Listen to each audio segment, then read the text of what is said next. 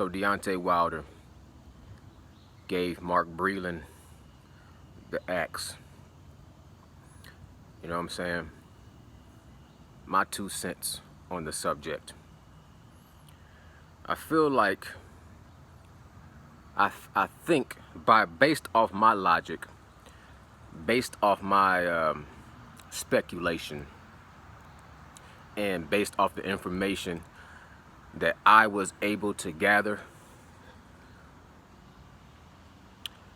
in my opinion, my humble opinion, Deontay Wilder had to axe Mark Breland because Mark Breland represented a blow to Deontay Wilder's paradigm. He represents it's a blow to Deontay Wilder's ego. It's a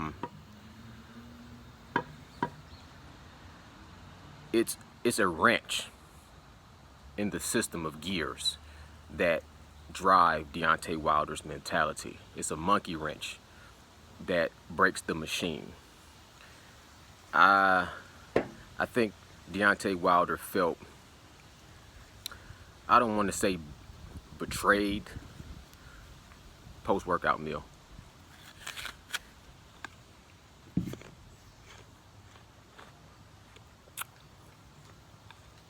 You gotta eat, man. I apologize, but you gotta eat. So, I think that Deontay Wilder felt like Mark Breland lost hope, gave up hope, gave up confidence, and gave up his faith in Deontay Wilder's ability. And I took it from him when I betrayed him, and I saw it in his face on the battlefield. And it's tearing me apart. Well, all men betray. All lose heart. I don't want to lose heart!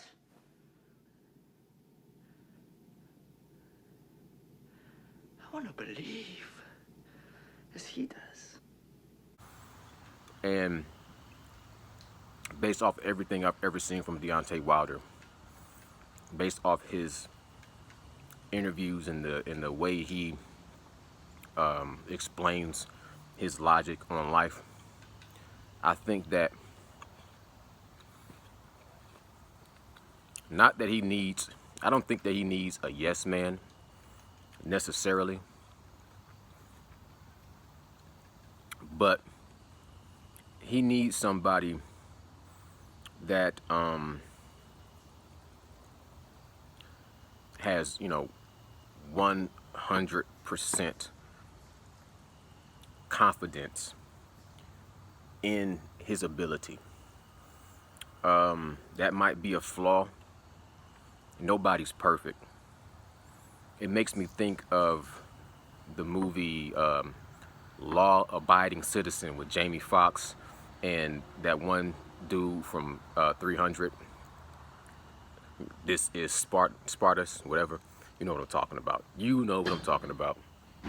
You seen 300. The movie Law Abiding Citizen, where Jamie Foxx's mentor. Fable, the wise tale. All right, I got one. Marcus Aurelius hired a servant to walk behind him as he made his way through the Roman town square. And this servant's only job was to whisper in his ear when people praised him, "You're only a man. You're only a man." And every once in a while, whisper in his ear, "You are just a man." That's dope, right? And I think Deontay Wilder needs that. I think Mark Breland was showcasing that ability to bring the reality down to Deontay Wilder. You know what I'm saying? And he needed that at that time. But I think you might need different people in your life at different times in your life. Going into this rematch, I understand to a degree why Deontay Wilder feels like he can't trust Mark Breland to have total faith and confidence in his ability. I think there's just a little bit of a hollow spot in the armor where it's going to be in the back of his psyche, the back of his subconscious, while he's training, while he's preparing himself mentally, emotionally, spiritually, psychologically, physically, all those things, while he's preparing himself, he's going to have, if he keeps Mark Breland in his corner, he might have that little man on his shoulder just whispering, you know what I'm saying, you can't win. If I see you hurt, I'm going to throw in the towel. That might be it. And I'm not saying that that's necessarily a good thing or a bad thing. It just is what it is. I just seem like Deontay Wilder, his mantra, you know what I'm saying, was speak it, believe it, and receive it. You know what I'm saying? And that's his meditation. That's his focus. And he's had the willpower to accomplish some great things. But what he's up against right now, by the way, this is my post-workout. You know what I'm saying? But speak it, believe it, and receive it. And he's spoke a lot of great things, believed in a lot of great things, received a lot of great things. But, you know, he's up against somebody that has a high caliber set of skills and who's beating him, you know what I'm saying, badly in one fight and had a very good run the first fight where, you know, many people thought he outperformed and outboxed him. And it puts it on the shoulders, the weight of the shoulders of Deontay Wilder to accept he only has a puncher's chance. And he can't go into this fight believing that. If he does, he's a dead man walking. I don't know who he's going to get to replace Mark Breland.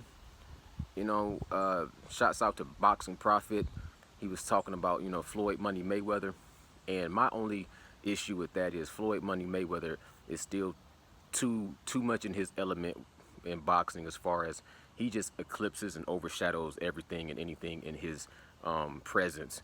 And he doesn't allow, not by any fault of his own, it's just in his nature, you know what I'm saying, scorpion in the toe, it's just in his nature to soak up all the glory and the sunshine in the room. And I don't think that'd be a good fit for Deontay Wilder. Anyway, you guys let me know what y'all think about, you know what I'm saying, Mark Breland getting the axe.